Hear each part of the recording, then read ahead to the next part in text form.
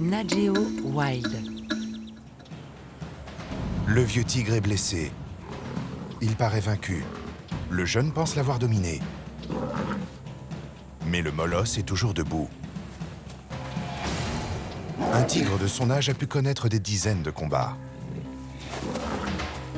Il a peut-être moins d'endurance que son jeune rival, mais il est expérimenté. Et il est sur son propre territoire.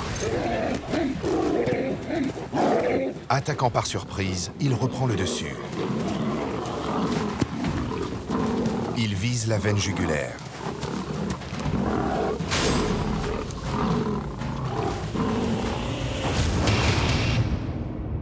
Les canines du tigre, mesurant plus de 7 cm, sont les plus longues du monde des félins.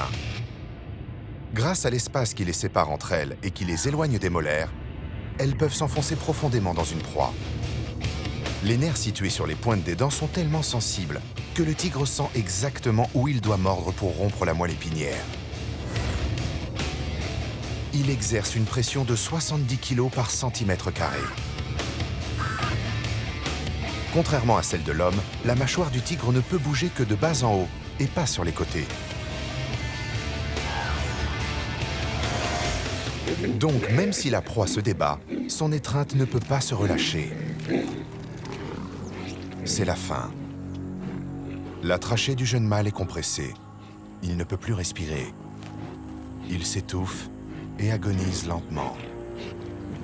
L'aîné a conservé son territoire et l'exclusivité sur le choix des femelles. L'inexpérience de ce jeune tigre lui aura coûté sa vie.